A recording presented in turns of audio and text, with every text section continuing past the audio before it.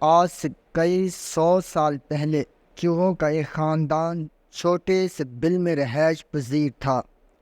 دن کی روشنی میں چوہے اپنے بل سے نہیں نکل سکتے تھے اور نہ ہی خوراک تلاش کر سکتے تھے۔ سارا دن انہیں بھوکا رہنا پڑتا تھا۔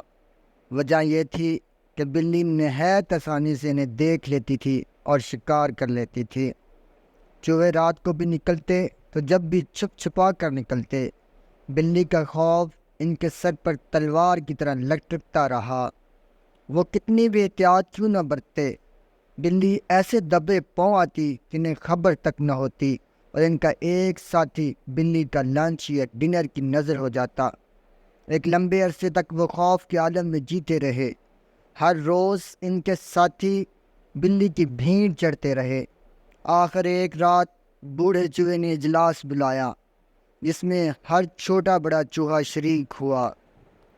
بوڑھے چوہے نے آنکھوں میں آنسو بھرتے ہوئے کہا، میرے ساتھیوں، یہ ڈر ڈر کے جینا بھی کوئی جینا ہے؟ یہ کیسی زندگی ہے کہ ہماری آنکھوں کے سامنے ہمارے پیارے دشمن کے پیٹ کا ایندھن بنتے جائیں؟ بوڑھے چوہے کی آواز بلند ہوتی گئی۔ سب نے چاروں طرف نظر دوڑائی۔ دیگر چوہوں کی نے آنکھوں میں آنسو دیکھ کر اس نے مکہ ہوا میں لہرایا اور کہا، آخر کوئی حد ہوتی ہے ظلم سہنے کی، اور سوچو میرے ساتھیوں، کوئی ترغیب سوچو اس عذاب سے نجات پانے کی، آزاد زندگی گزارنے کی۔ بوڑھا چوہا خاموش ہوا تو سب سر جوڑ کر بیٹھ گئے۔ آخر ایک چوہا زور سے اچھلا اور بولا، وہ مارا ایسی ترغیب سوچی ہے کہ بس۔ سارے چوہے یک زبان ہو کر بولے، وہ کیا؟ چوہا پھر اپنی گردن سہلاتے ہوئے گویا ہوا، ہم ایک گھنٹی بلی کی گردن میں باندھ دیں گے، وہ جب بھی آئے گی تو گھنٹی بجے گی اور ہمیں پتہ چل جایا کرے گا اور ہم بھاگ جائیں گے۔ سب چوہوں نے خوشی سے تالیاں بجائی۔ واہ بھائی واہ، کیا عمدہ ترغیب ہے آپ کی! آپ ہی بلی کی گردن میں گھنٹی باندھیے۔ چوہا تیار ہو گیا۔ جب بلی کے آنے کا وقت ہوا تو گھنٹی لے کر بل کے باہر کھڑا ہو گیا۔ بلی قریب آئی، چوہے کی تو چھکے چھوٹ گئے، پاؤں کپ کپائے، ہاتھ تھر تھرائے۔ گھنٹی باندھ ہاتھ سے چھوٹ گئی۔ وہ دوڑتا ہوا بل میں داخل ہو گیا۔ بلی تو شکار کو بچتا دیکھ کر واپس ہو لی، مگر چوہے بہادر کا برا حال ہوا۔ سب چوہے اس کے ارد گرد کھڑے ہو کر کہکے لگا رہے تھے۔ کوئی تالیاں پیٹ رہا تھا، کوئی سیٹیاں بجا رہا تھا۔ ایک نے تو یہ بھی کہہ ڈالا، بڑا آیا گھنٹی باندھنے والا۔ اگلی رات تمام چوہے پھر سر جوڑ کر بیٹھ گئے۔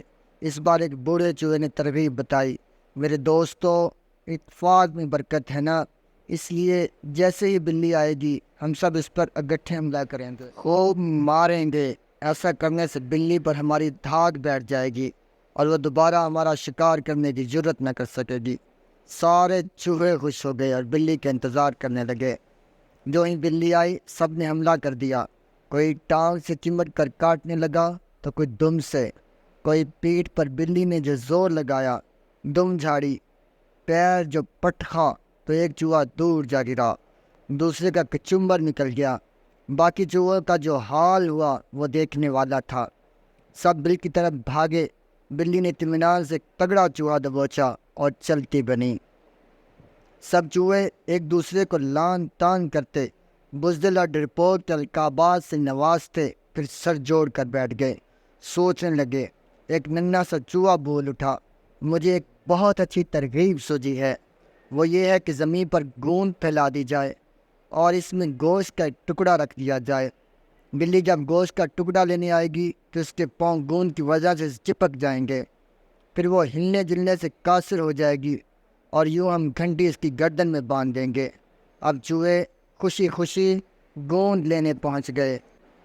انہوں نے گوند کو زمین پر پھیلا دیا اور اس میں گوشت کا ٹکڑا رکھ دیا۔ بلی جب گوشت کا ٹکڑا لینے آئی، سرخ گوشت کا بڑا سا ٹکڑا دیکھ کر بلی کی بانچیں کھل گئی، چھپڑ کر اس پر لپکی، لیکن یہ کیا، اس کے پاؤں تو گوند کے دلدل میں دھنستے چلے گئے۔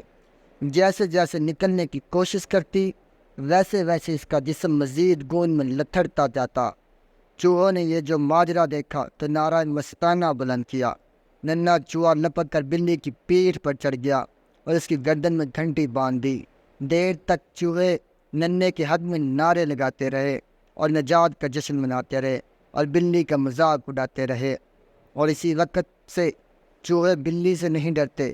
انہیں بلی کے آنے کا دور سے پتہ چل جاتا ہے، کیونکہ اس کی گردن میں بڑی گھنٹی بجتی رہتی ہے اور وہ فوراً ہی اپنے بل میں چھپ جاتے ہیں۔